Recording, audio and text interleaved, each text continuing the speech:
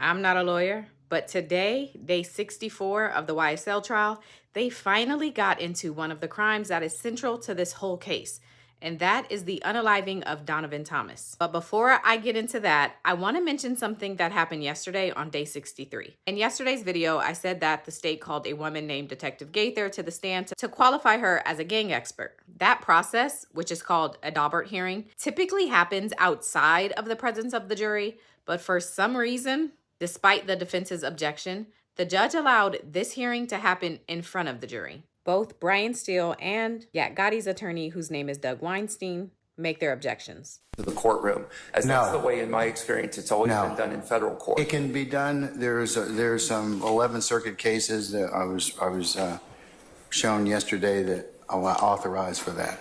So. I understand that you may be authorized to do that. I was just suggesting that the better practice may be to do it before the jury is present. Mr. Steele asked me that yesterday. Okay, thank you, Your Honor. Yeah, so I'm going to see if they qualify the witness using the Daubert standards in 702, and we'll let you all voir dire the witness accordingly.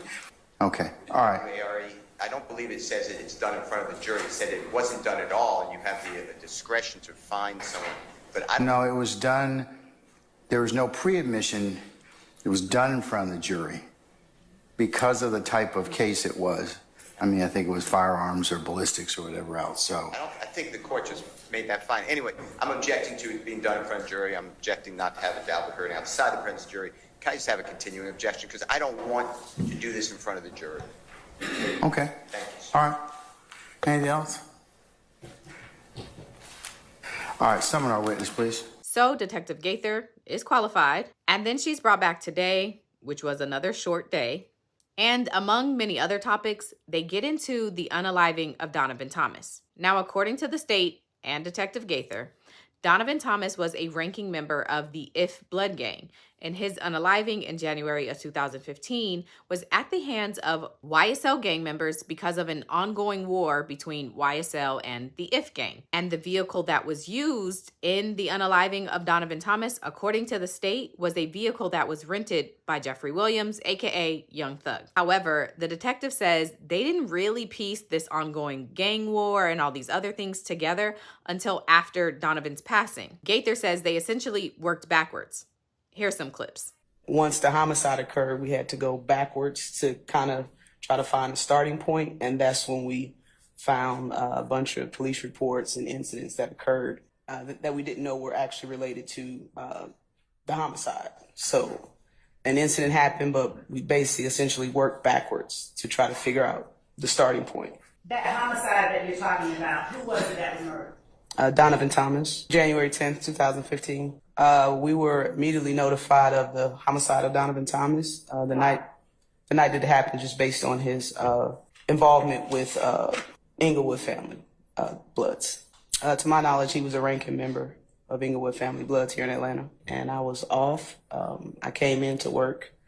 There was a witness there, I guess, telling his side of the story to homicide, and he had requested for us, myself and investigator Dennis, to come in. And the person who came forward on the night that Donovan Thomas was killed, without saying what they said, who was that person? Kenneth Copeland. Quick interjection. The person that Detective Gaither just referenced as Kenneth Copeland was allegedly a member of YSL. He was also the subject of a 2-hour interrogation video that leaked last year. I don't know if y'all saw that. But in that video, he is said to have been giving police a lot of information about YSL. Kenneth Copeland is also currently on the state's witness list, and so he is expected to be called to testify. Did you and Dennis speak with Kenneth Copeland that night? Yes. After receiving some information, I began to look for calls for service, which are 911 calls placed, I believe starting from October 2014 up until the date of Mr. Thomas being killed, which was January. Was there a particular area that you were looking for 911 calls? Areas that were told by us, by Mr. Copeland, as well as known shooting locations from previous police reports or crime analysis reports. And what was it that you really looked into that occurred in October 2014 that you felt had some significance as it related to the Donovan Thomas murder? Shots fired calls, aggravated assault, shooting calls, any type of damage to property calls caused by gunfire. The damage to property calls that we found when you started looking into the Donovan Thomas murder, had they been investigated? They hadn't been, they just were reports generated that were in central records. Had an investigator been assigned to them? No, Had ammunition been collected at these sites? there was. Some of them, yes. Officers would respond to the calls, collect shell casings, and later on is when we found the nexus between a lot of the shootings because the shell casings were matching. Were there any property damage calls that were investigated related to the Donovan Thomas murder that occurred after January 10, 2015? There was a lot.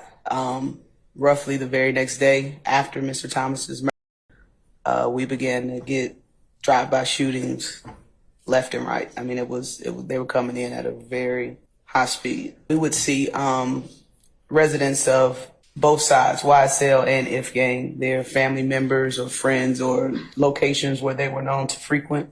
We would see retaliatory shootings at both residents. We would also receive shooting calls of the wrong residents, which was directly next door to a location that we knew to be involved with a YSL or or IF gang member. Did you find any information that you were able to then use in your investigation on these social media sites? There were posts from both YSL and also IF gang disrespecting each other online. Were there members of IF gang who were also involved in the music business? Yes. Who were some of those members? YFN Lucci, his real name is Rayshawn Bennett. He was probably the most popular rapper within IF gang. Also Micah Andrews. Anderson, I'm sorry. Okay. He was a popular rapper within that group. Rich Homie Quan. I'm not certain of his real name, but that was his rap name. Justin Ushery, who was known as Bloody J. He was also a local rapper within IF gang. I think that's all I can think of at this moment. YFN Lucci. Do you know what his mother's name is? I know her as Miss Pretty. Does the name Frida Reed? Yes, Well? Frida Reed. Okay. Do you know whether or not any of the property damage incidents that you looked into following the death of Donovan Thomas involved the home of Miss Frida Reed? Yes, her home was targeted several times. There were several shooting incidents that occurred at her home. In these next set of clips, Detective Gaither goes into what she believes started this war between the two gangs, which, according to her, started between Kenneth Copeland and a man named Kelvin Watts, aka Shell Kel, who she says was a member of IF gang. Between Mr. Kenneth Copeland, aka Woody, Lil Woody, and the other one was with Kelvin Watts, known as Shell Kel. Kelvin Watts was a member of IF gang and Woody YSL. When did that conflict occur? As far as I know, 2014, late 2014, that was kind of the start of all of this, to my knowledge. So late 2014. Did any other members of YSL get involved in that conflict that occurred with Kenneth Copeland? You're saying? It's speculation. I'll sustain this. And did that conflict involve more than one member of YSL? Yes. An objection, Your Honor. Same ruling, overruled.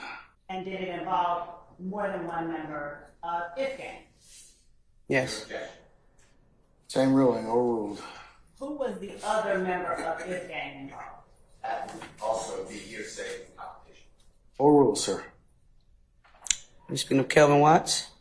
Yes, other than Kelvin Watts. Who else was involved that you know of? The initial beef, I believe his name is Victor Meadows, Rayshawn Bennett, Donovan Thomas's other half brother, Marquavius. Is he also called Greedy? Yes, Marquavius Curtis, aka Greedy. I retired in 2020, and the conflict was still occurring at that time.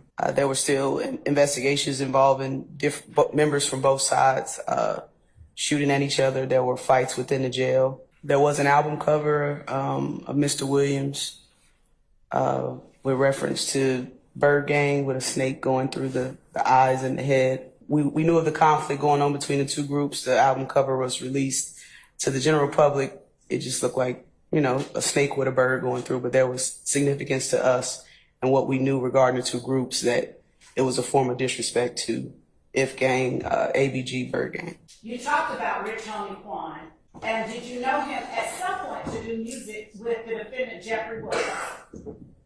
Yes. Was that prior to or before October 2014? I believe it was roughly around the same time, definitely 2014. Did you ever notice a parting of ways between Rich Homie Quan Foundation. and defendant Jeffrey Williams? Based on the question, overruled.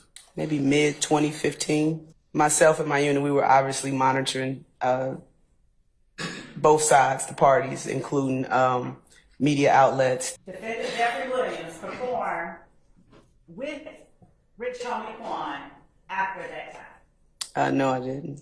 Immediately after the shooting of, the murder of Mr. Thomas, when another shooting would occur, we would see members from both gangs posting disrespectful messages towards each other, tagging each other in posts, just so the other person would know that they're speaking on them. I do recall a post of, just as an example, a member of YSL was driving on the highway, and members of IF Gang shot at his vehicle, basically chased him down. The following day, the member of IF Gang made a post of five of those guys. They were standing there pointing a firearm at the camera, and the caption was, just had a big shootout on the highway. What was his name? Lil Spaz hanging out the window, letting it ride sideways, which means he was hanging out of the window, shooting a firearm. And that's exactly what the victim / member of YSL stated happened. And who is Lil Spaz? What was that person's real name? Oh, jeez, Adrian. Dalavante Fleetwood. Was there ever a time where you became aware of anyone calling themselves YFN as a group? Yes. And when was that? Roughly 2016. Was YFN a gang? Yes. Yes. A leader? Yes. One of the most notable persons was the rapper YFN Lucci. Detective Gaither also spoke about the Citgo incident, but I'm not going to recap that again. So that was pretty much the day. Now, I didn't include a lot of them, but there were a ton of objections all throughout Detective Gaither's testimony. Some of them sustained, many of them overruled. That's not. Mr. Steele, overruled. Overruled, sir. Overruled. Overruled objection. Overruled objection. Overruled, sir. Overruled. Sit down, please. Overruled, sir. Overruled the objection, sir. Overruled, sir. Irrelevant, sir. Overruled on both bases. Overruled, sir. Overruled, sir. Call for hearsay. Overruled, sir. Yes, that is. Overruled. Overruled, sir. All right, they're back next week, but Karen Reed also starts next week, so we'll see how much YSL I cover.